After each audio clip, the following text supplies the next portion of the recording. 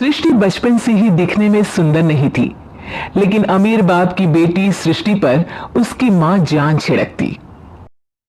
मेरी बेटी कितनी प्यारी है, भगवान सबको सृष्टि जैसी बेटी दे। सृष्टि धीरे धीरे बड़ी होती है। एक दिन सृष्टि की सहेली कहती है, तू दिखने में कितनी अजीब सी है, लेकिन मैं जानती हूं हम सब में सबसे अच्छी शादी तो तेरी ही होगी। तेरे पापा अमीर जो है। और बता नहीं सकते यार, दहेज तो हर कोई देता है, ये क्या ज्यादा ले जाएगी अपने पति के लिए? अरे बड़े शहर में कोठी है इसके पापा की। अरे पापा की है ना, कौन सी इसकी है? इसकी होती तब तो कोई भी लड़का इससे शादी कर लेता। अरे पापा की मतलब पापा की है तो मेरी ही है ना? किसने कहा? अब तेरी तो तब होगी ना जब तेरा भाई ना हो। वैसे भी शादी के बाद सारी प्रॉपर्टी भाई के नाम होती है। सृष्टि समझ जाती है कि उसे किसी भी हालत में माँ बाप की सारी प्रॉपर्टी को अपने नाम करना है, लेकिन कैसे? एक दिन सृष्टि का भाई शीनू कहता है, बहन क्या कर रही है? तुझसे एक बात करनी है। अरे हाँ हाँ करना, मैं तो तेरी बहन हूं। बहन मेरी लाइफ में ना एक लड़की है, बहुत अच्छी है। मैं सोच रहा हूं माँ और पापा से बात करूं शादी के लिए। सृष्टि को समझ में आ जाता है कि भाई की शादी होते ही भाभी उसे एक दिन भी घर में बर्दाश्त नहीं करेगी। क्या बात है भाई, बताना कौन है वो? यार वो बहुत अच्छी लड़की है, पढ़ी लिखी है, मेरे साथ जॉब भी करती है, बस एक प्रॉब्लम है। प्रॉब्लम? क्या प्रॉब्लम है भाई? यार वो शादीशुदा है, लेकिन उसके पति ने उसे सिर्फ इसलिए छोड़ दिया क्योंकि उसके माँ बाप दहेज नहीं दे पाए। सृष्टि ये सुनकर न जाने क्यों खुश हो जाती है। अरे भाई तो क्या हुआ, लड़की तुझे तो पसंद है ना? शीनू को लगता है कि बहन उसे समझ रही है। वो इस बात से अनजान होता है कि उसकी बहन की मंशा पूरा घर हड़पने की है। सृष्टि अपनी मां से कहती है, मम्मी मुझे तो बहुत चिंता है, पता है शीनू क्या कर रहा है? अरे क्या कर रहा है, वो तो काम पर जाता है और वापस घर आता है। नहीं ना माँ, वो यही तो नहीं कर रहा, बाकी सब कर रहा है। आपको पता है उससे प्यार है, और वो भी एक शादीशुदा लड़की से। ये क्या हो गया, मैं सोसाइटी में क्या मुंह दिखाऊंगी? अरे तेरे पापा तो यही कहेंगे कि मैंने ही उसे बिगाड़ दिया है। माँ देखो मेरी बात मानो, पापा पर भी विश्वास करने की जरूरत नहीं है। अब आप ही बताओ, पापा इतनी देर घर के बाहर रहते हैं क्यों? बोलो। अरे बेटा वो तो नौकरी करते हैं ना। तू बहुत भोली है माँ, पापा का ऑफिस तो 7 बजे खत्म हो जाता है, लेकिन देखो कितनी देर से आते हैं। अरे नहीं नहीं बेटा, ऐसी कोई बात नहीं है। सृष्टि माँ को एक औरत से बात करते पिता की फोटो दिखाती है।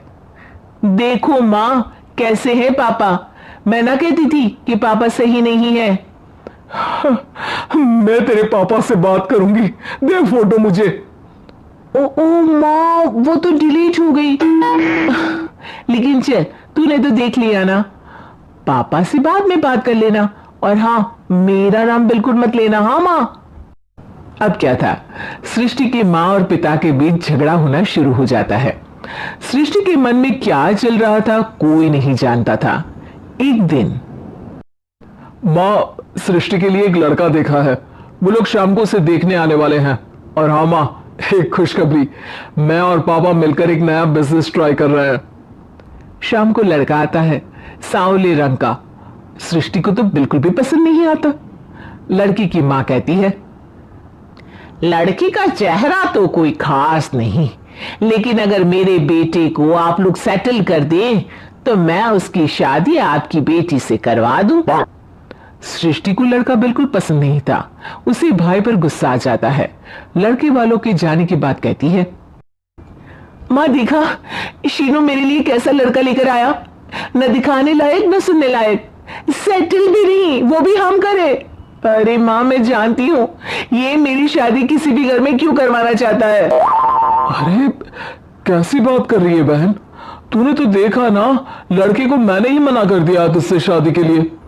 जिसने लड़का बताया था उसने उसकी बहुत तारीफ की थी।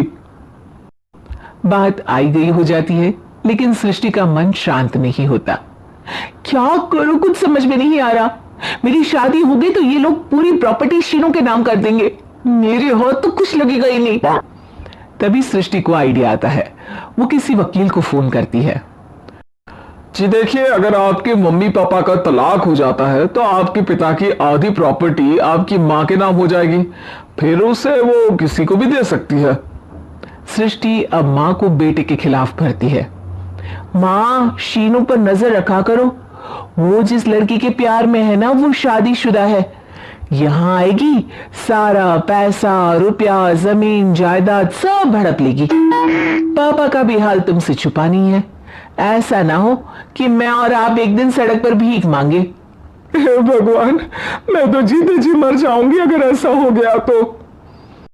ऐसा हो गया नहीं मां, ऐसा ही होगा। अभी समय है, आगे का सोच लो। मैं तो कहती हूँ पापा से आधी प्रॉपर्टी लेकर अलग हो जाओ। पापा की आधी प्रॉपर्टी भी हम लोगों को अगर मिल जाती है ना तो अगले 7 जन्म सफल समझो। बेचारी मां बेटी के कहने पर पति से तलाक लेकर अलग हो जाती है। सृष्टि अब पैसों से गाड़ी और अपने दूसरे महंगे शौक पूरे करने लगी। उसके दोस्त भी उसके पैसे इस्तेमाल करते। सृष्टि, कल तुम कहां थी? मैं सारा दिन घर पर अकेली थी। तो मैं क्या करूं? मैंने ठेका तो नहीं लिया है ना तुम्हें संभालने का। मां को सृष्टि से ये उम्मीद नहीं थी। वो बैठकर रोने लगती है। वहीं उसका पति यानी कि सृष्टि के पिता आ जाते हैं। मैं जानता था कि तुम्हारा यही हाल होगा, तो आपने मुझे रोका क्यों नहीं? मैं रोकता तो तुम रुकती क्या? सृष्टि के कहने पर तुमने मुझ पर, अपने बेटे पर शक किया, लेकिन तुम ये भूल गई कि कैसे हम दोनों ने मिलकर जीवन में इतना सब खड़ा किया। मां पति के गले लग जाती है। मुझे माफ कर दीजिए, मैंने आपकी कमाई का एक बड़ा हिस्सा गवा दिया। कोई बात नहीं, तुम साथ हो तो मैं ऐसी 7 प्रॉपर्टी खड़ी कर दूंगा। तभी वहां सृष्टि आ जाती है रोते हुए। मां, मयंक ने मुझे छोड़ दिया।